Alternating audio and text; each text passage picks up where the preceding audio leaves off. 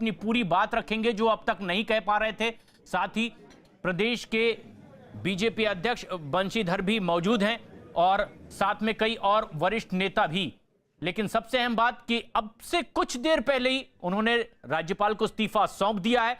News 18 India जिस तरह से खबर जनता तक पहुंचा रहा था, अब तक पहुंचा रहा था, उसकी पुष्टि भी हुई है। त्रिवेंद्र सिंह रावत ने अपना इस्तीफा सौंप दिया है और अब प्रेस कॉन्फ्रेंस कर रहे हैं। धन सिंह रावत का नाम इन्होंने खुद सुझाया था और वो भी अब यहां मौजूद हैं और अब अपनी राय रख रहे हैं त्रिवेंद्र सिंह रावत। मैं लंबे समय से राजनीति में काम कर रहा हूं, राष्ट्रीय स्वयंसेवक संघ से और प्रचारक के नाते, भारतीय जनता पार्टी के संगठन महामंत्री के नाते, और विगत लगभग 4 वर्ष से पार्टी ने मुझे मुख्यमंत्री के रूप में देवभूमि उत्तराखंड में सेवा करने का मौका दिया। ये मेरा परम सौभाग्य रहा है और मैं कहूं कि मेरे जीवन का ये स्वर्णिम अवसर मेरी पार्टी ने मुझे दिया।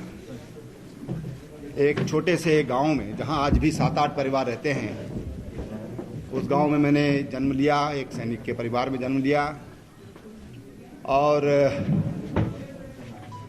पिताजी पूर्व सैनिक थे। कभी कल्पना भी नहीं की थी कि पार्टी मुझे इतना बड़ा सम्मान देगी, सोच भी नहीं सकता। लेकिन भारतीय जनता पार्टी में ही ये संभव था कि एक छोटे से गांव के, एक छोटे से अति साधारण परिवार के एक पार्टी के कार्यकर्ता को पार्टी ने इतना बड़ा सम्मान दिया और 4 साल मुझे सेवा करने का मौका दिया। पार्टी ने विचार किया और संयुक्त रूप से, सामूहिक रूप से ये निर्णय लिया कि मुझे अब किसी और को ये मौका देना चाहिए। 4 वर्ष में आज कितना तारीख है? आज 9 तारीख, 9 दिन कम रह गए 4 वर्ष पूरा होने में। तो ये इतना मौका मुझे दिया है। मैं प्रदेशवासियों का भी बहुत धन्यवाद करना चाहता हूं, विशेषकर जो हमने स्वरोजगार के क्षेत्र में महिलाओं के उत्थान के लिए, उनके सशक्तिकरण के लिए, बच्चों की शिक्षा के लिए, किसानों के लिए, तमाम जो हमने यहाँ पर नए नए कार्यक्रम दिए। ये 4 वर्ष का मौका अगर पार्टी मुझे नहीं देती तो इन योजनाओं को मैं नहीं ला सकता। महिलाओं के उत्थान के लिए, उनके सशक्तिकरण के लिए, बच्चों की शिक्षा के लिए, किसानों के लिए, तमाम जो हमने यहाँ पर नए नए कार्यक्रम दिए, मैं नहीं ला सकता था। महिलाओं का पति की पैतृक संपत्ति में खातेदार के रूप में उनकी हिस्सेदारी और एक घसियारी कल्याण योजना, मुख्यमंत्री घसियारी कल्याण योजना, जो उत्तराखंड जैसे पर्वतीय राज्य के लिए एक अति संवेदनशील पहल है सरकार की। अब जिनको भी कल दायित्व मिलेगा वो उसका निर्वहन करेंगे। मेरी उनके लिए बहुत शुभकामनाएं हैं और मैं अभी माननीय राज्यपाल को अपना त्याग पत्र सौंप करके आ गया हूं। धन्यवाद।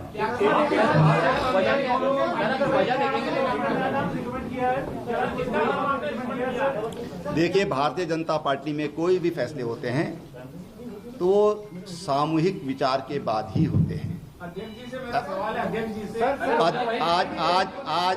अध्यक्ष जी से मत करिए आप, अध्यक्ष जी को आप फिर मौका देंगे।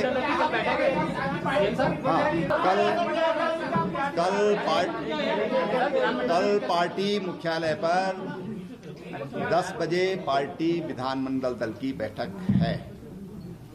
सभी विधायक उसमें कल रहेंगे।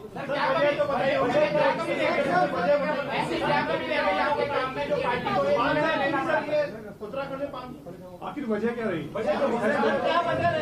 नहीं, देखिए ऐसा है, मैंने कहा कि ये सामूहिक निर्णय होता है और इसका बहुत अच्छा जवाब आपको दिल्ली जाना पड़ेगा उसके लिए।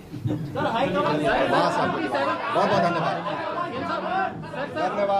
प्रेस कॉन्फ्रेंस में त्रिवेंद्र सिंह रावत से जब सवाल किया गया कि वजह क्या है इस्तीफा देने की, उन्होंने अपने आखिरी सेंटेंस में कह दिया कि इसका सही जवाब जानने के लिए आपको दिल्ली जाना पड़ेगा। यानी यह संदेश देने की भी कोशिश हुई कि जैसा आदेश उन्हें हुआ है पार्टी की ओर से उसका पालन उन्होंने किया है। लेकिन एक बड़ा फैसला और अब आखिरकार त्रिवेंद्र सिंह रावत ने इस्तीफा दे दिया है। उन्होंने बहुत संक्षेप में अपने काम गिनाए कि कैसे आरएसएस और बीजेपी के साथ वो लगातार काम करते रहे। लेकिन एक और अहम बात बताई कि कल 10 बजे एक विधानमंडल पार्टी की बैठक है और यहां पर फैसला होगा। कल से नई जिम्मेदारियां जिन्हें दी जाएगी वो भी जमाने के सामने आएगा। लेकिन महिला सशक्तिकरण, शिक्षा और किसानों के हित में उनकी सरकार ने बहुत से काम किए। 18 तारीख को 4 साल पूरे होने वाले थे उनकी, लेकिन 9 दिन पहले ही उनको इस्तीफा देना पड़ा है। लेकिन उन्होंने सही जवाब में यह कह दिया।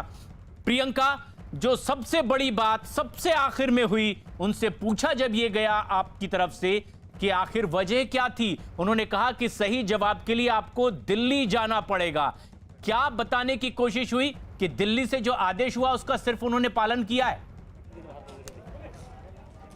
जी बिल्कुल, ये साफ तौर पे जो उनका जवाब था कि इन उत्तर के लिए आपको दिल्ली जाना पड़ेगा, मैं उन्होंने सारे सवालों के जवाब दे दिए।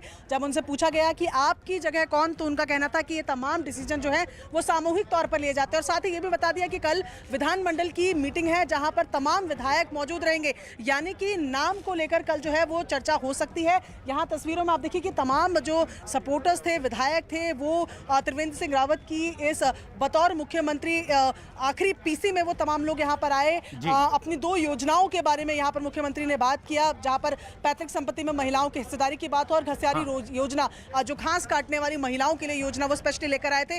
अपने माइलस्टोन बताकर उन्होंने बोला कि उनको सेवा का मौका मिला। बीजेपी को लेकर काफी तारीफ की कि एक छोटे गाँव के कार्यकर्ता को उन्होंने 4 साल सेवा का मौका दिया। लेकिन 30 कहीं ना कहीं देखिए, जब उन्होंने कहा कि 4 साल पूरे होने में 9 दिन रह गए थे। लेकिन अब यहाँ पर अगर बात करें तो फिलहाल यही है कि कल विधानमंडल की मीटिंग होनी है जहाँ पर ये बोला जा रहा है कि तमाम विधायक मौजूद रहेंगे। तो नामों को लेकर जो अभी तमाम अटकलें लगाई जा रही हैं, उस पर कल थोड़ी क्लैरिटी हो सकती है। अभी धन सिंह रावत के नाम को उन्होंने नहीं लिया है और उनका कहना है कि जानकारी है कि बीजेपी में तमाम कार्य सबकी राय मशवरे के बाद ही होते हैं। और हम समझ रहे हैं कि एक कश्मकश का दौर है, आप भी बातचीत करने की कोशिश कर रही हैं इस बीच, लेकिन जो तकरीबन 4 साल का वक्त था उनका मुख्यमंत्री के तौर पर करीब 4 मिनट में समेटकर उन्होंने अपनी बात किस तरह से सामने रखी है, दर्शकों को वो सुना देते हैं। पार्टी ने मुझे मुख्यमंत्री के रूप में देवभूमि उत्तराखंड में सेवा करने का मौका दिया। ये मेरा परम सौभाग्य रहा है और मैं कहूं कि मेरे जीवन का ये स्वर्णिम अवसर मेरी पार्टी ने मुझे दिया। लेकिन भारतीय जनता पार्टी में ही ये संभव था। एक छोटे से गांव के, एक छोटे से अति साधारण परिवार के एक पार्टी के कार्यकर्ता को पार्टी ने इतना बड़ा सम्मान दिया और 4 साल मुझे सेवा करने का मौका दिया। पार्टी ने विचार किया और संयुक्त रूप से, सामूहिक रूप से ये निर्णय लिया कि मुझे अब किसी और को ये मौका देना चाहिए।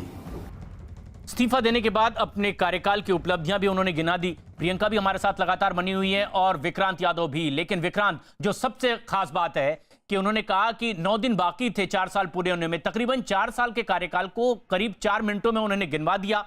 और जब आखिर में सबसे बड़ी बात हुई कि आखिर वजह क्या थी, उन्होंने एक अहम बात कही कि इसका सही जवाब जानने के लिए आपको दिल्ली जाना पड़ेगा। क्या ऐसा हुआ कि वो ये कह रहे हैं जिसका मतलब ये कि जो आदेश दिल्ली से हुआ है उसका सिर्फ उन्होंने पालन किया है। देखिए, कहीं ना कहीं एक टीस जरूर दिखाई दे रही थी जब मुख्यमंत्री बोल रहे थे, और ये टीस साफ दिखाई दे रही थी कि उनका जो 4 साल का कार्यकाल भी पूरा नहीं हो पाया, उसमें भी कुछ दिन शेष रह गए थे। और किसी भी मुख्यमंत्री को पद से जब पार्टी इस तरीके से आलाकमान हटाती है तो एक जायज बात है कि एक टीस जरूर रहती है। लेकिन बीजेपी क्योंकि एक बड़ी पार्टी है और पार्टी के कार्यकर्ता के तौर पर उन्हें मुख्यमंत्री बनाया गया था, और अब जब पार्टी को लगा कि मुख्यमंत्री को बदलना पार्टी की सेहत के लिए जरूरी है तो उन्हें उस फैसले को मानना पड़ा। क्योंकि इस तरीके का बीजेपी में जो बगावत या कुछ इस तरीके की बातें, उसकी संभावना बहुत कम रहती है। पार्टी की तरफ से जो फैसला लिया गया उसके साथ जाने की सभी को जरूरत रहती है, और यही बात त्रिवेंद्र सिंह रावत पर भी दिखाई दे रही थी। और जिस तरीके का पहाड़ का राजनीतिक अस्थिरता का जो माहौल हमेशा से 20 साल पहले उत्तराखंड राज्य बना, और उस 20 सालों से जो चरित्र एक वहां का बना है कि सरकार चाहे कमजोर बनी हो या फिर मजबूत बनी हो, क्योंकि केवल एक नारायण दत्त तिवारी जिन्होंने 70 विधानसभा सीटों में से 36 जीत करके केवल और 5 साल अपनी सरकार चलाई थी, उनके अलावा कोई मुख्यमंत्री अपना कार्यकाल पूरा नहीं कर पाया है। और इस बार की सरकार तो इतनी मजबूत थी कि 70 में से 57 विधायक उनके थे, लेकिन बावजूद इसके मुख्यमंत्री की कार्यशैली की जो शिकायतें आ रही थी उसको देखते हुए पार्टी आलाकमान ने उन्हें बदलने का फैसला किया, और अब नए मुख्यमंत्री भी मिलेगा और पार्टी को चुनावी साल में जनता का सामना भी करना है, तो उसके लिए नई रणनीति भी तैयार होगी। लेकिन वो हो ही गया जिसके लिए लगातार बैठकों का दौर चला। इस्तीफा दे दिया त्रिवेंद्र सिंह रावत ने और अपनी उपलब्धियां भी गिना।